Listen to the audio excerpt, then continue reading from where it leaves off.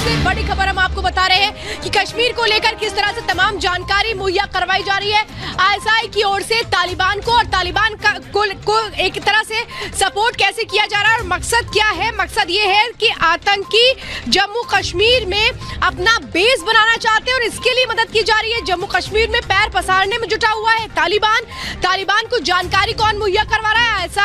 ISI Khorasan का जो chief है असलम फारूकी, इसको रिहा किया गया था पिछले दिनों। बगराम जेल में ये बंद था, अफगानिस्तान की सबसे बड़ी जेल में ये बंद था, लेकिन इसको रिहा किया गया है। सूत्रों के हवाले से बड़ी खबर आ रही है कि किस तरीके से एक बड़ी साजिश रचने की कोशिश की जा रही है। और मेरे साथ मेरे सहयोगी अमित इस वक्त जुड़े हुए हैं। अमित, आपको सबसे पहले जानकारी देंगे कि ये पूरी खबर है क्या। अमित बताइए डिटेल क्या। देखिए, मैं आपको बताना चाहता हूँ, असलम फारूकी जो आईएसकेपी का चीफ है, उसको आईएसआई के इशारे पर तालिबान ने अफगानिस्तान की जेल से रिहा किया और उसको जिम्मेदारी दी गई है कि किस तरीके से जम्मू कश्मीर के अंदर उसको बेस बनाना है और वहां से भारत के खिलाफ भारत के अंदर आतंकी गतिविधियों को अंजाम देना है।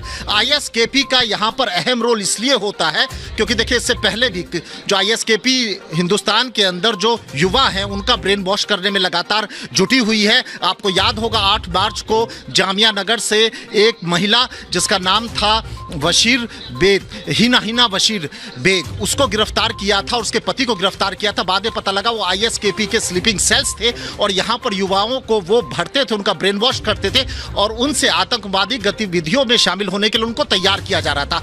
अब इस समय तेजी आएगी ऐसा आईबी को लगता है और यही वजह है कि आईबी ने ये जो है ये जानकारी, जो ये अलर्ट है, ये जम्मू कश्मीर को भेजा है कि वहाँ पर वो बेस बन सकता है और तालिबान की मदद से आईएसआई और पाकिस्तान जो है यहाँ पर आईएसकेपी का बेस बना सकते हैं, उनको वहाँ पर एक्टिव कर सकते हैं। जी, ये बात तो खुल करके एक तरह से सामने आ रही है हमें, क्योंकि ये बात मानी जा रही थी कि 15 अगस्त के बाद से जब तालिबान ने अफगानिस्तान पर कब्जा किया था तो ये माना जा रहा था कि जो पाकिस्तान है वो तालिबान का सपोर्ट कश्मीर के लिए ले सकता है और इसको लेकर के लगातार जो एजेंसियां थी वो अलर्ट पर थी। तो यानी कि वो जानकारी बिल्कुल क्लियर। बिल्कुल, देखिए, टेरर बढ़ेगा और यही वजह कि जितनी भी जो हमारी सुरक्षा एजेंसियां हैं वो लगातार अलर्ट पर है। मैं आपको ये भी बताना चाहता हूं कि हमें ये भी बताया जा रहा और हमारे जो सूत्र हैं वो ये बता रहे हैं कि जो तालिबान में जो वीडियो हैं, तालिबान के जो वीडियो किस तरीके से तालिबान ने अफगानिस्तान को कैप्चर किया, वो बाकायदा जम्मू कश्मीर में व्हाट्सएप के माध्यम से लोगों तक पहुंचाए जा रहे हैं, स्प्रेड किए जा रहे हैं और उनका जो है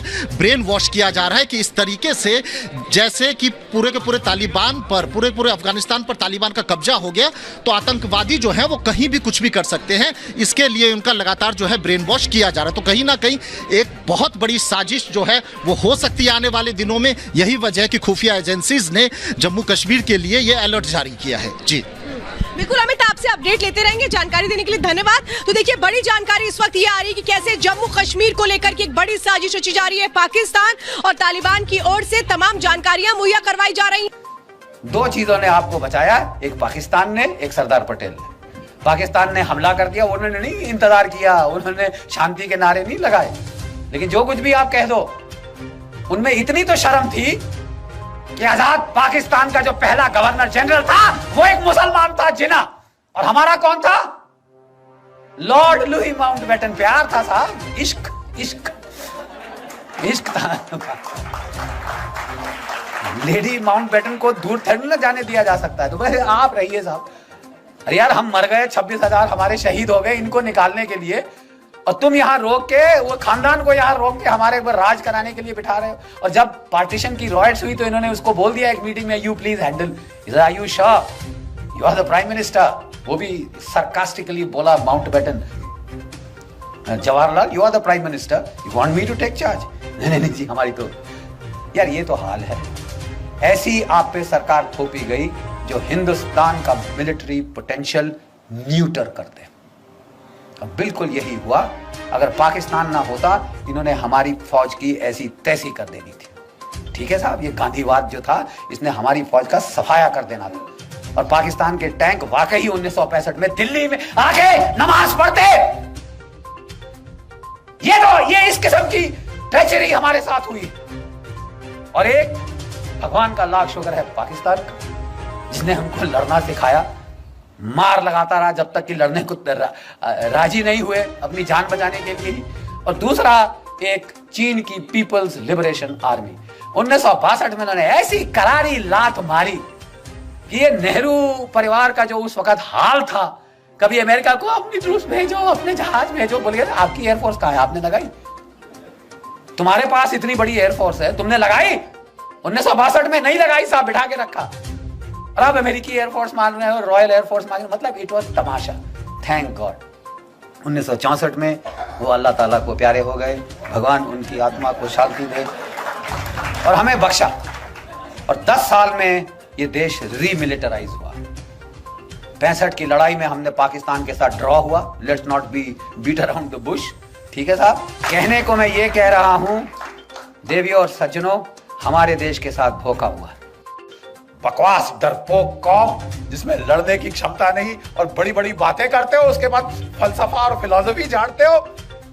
800 साल तुम्हारी ऐसी तैसी हुई है, एक के बाद एक आताताई ने आके तुम्हारी तबाही कर दी, तुम्हारे मंदिर तोड़ दिए, तुम्हारी नालंदा जलाई तो 3 महीने जलती रही। तुम्हारा मैं मुंह तोड़ दूं। हरामजादगी की कमी है इस देश में। और वो सब तो छोड़ो, सोने की चिड़िया सारा सोना उठा के सेंट्रल एशिया पहुंचा दिया। ये हथियार चाहिए। 30 साल से बोफर गन के बाद कोई तोप नहीं आई। मिग 21 जहाज 1960 की दशक के हैं, आसमान से टपक रहे हैं। रफाल नहीं आया, एलसीए नहीं आया। पत्थर मार के लड़ेंगे हम। नहीं साहब, कोई धांधली नहीं होगी। जो भी डील करी उन्होंने, उसमें अब बड़े बड़े बिच्छू के डंक निकल के आ रहे हैं साहब ऐसे पीछे। आपने अगस्ता वेस्टलैंड, बाकी हथियार 30 साल ना आए कोई बात नहीं साहब। जो वीवीआईपी हेलीकॉप्टर है वो तो फट से आएगा। और दुनिया का जो महंगा से महंगा हेलीकॉप्टर है, जो अमेरिका के प्रेसिडेंट ने बोला था मेरे लिए बहुत महंगा है, वो हम लेंगे। 2 चीजों ने आपको बचाया, एक पाकिस्तान ने, एक सरदार पटेल। पाकिस्तान ने हमला कर दिया, उन्होंने नहीं इंतजार किया, उन्होंने शांति के नारे नहीं लगाए। लेकिन जो कुछ भी आप कह दो, उनमें इतनी तो शर्म थी कि आजाद पाकिस्तान का जो पहला गवर्नर जनरल था वो एक मुसलमान था, जिना। और हमारा कौन था? Lord Louis Mountbatten. प्यार था साहब, इश्क इश्क इश्क था। लेडी माउंटबेटन को दूर थोड़ी ना जाने दिया जा सकता है। तो भाई आप रहिए साहब। अरे यार, हम मर गए, 26,000 हमारे शहीद हो गए इनको निकालने के लिए, और तुम यहाँ रोक के, वो खानदान को यहाँ रोक के हमारे ऊपर राज कराने के लिए बिठा रहे हो। और जब पार्टीशन की रॉयट्स हुई तो इन्होंने उसको बोल दिया एक मीटिंग में, you please handle. Are you sure you are the prime minister?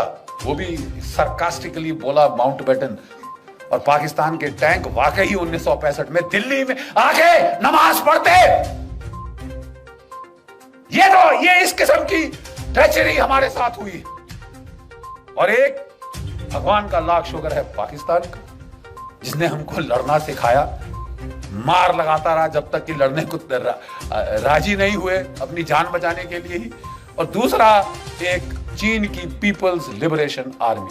1962 में उन्होंने ऐसी करारी लात मारी कि ये नेहरू परिवार का जो उस वक्त हाल था, कभी अमेरिका को अपनी ट्रूप्स भेजो, अपने जहाज भेजो, बोलिए आपकी एयरफोर्स कहां है? आपने लगाई? तुम्हारे पास इतनी बड़ी एयरफोर्स है, तुमने लगाई? 1962 में नहीं लगाई साहब, बिठा के रखा। और अब अमेरिकी एयरफोर्स मान रहे हो, रॉयल एयरफोर्स मान रहे हो, मतलब इट वॉज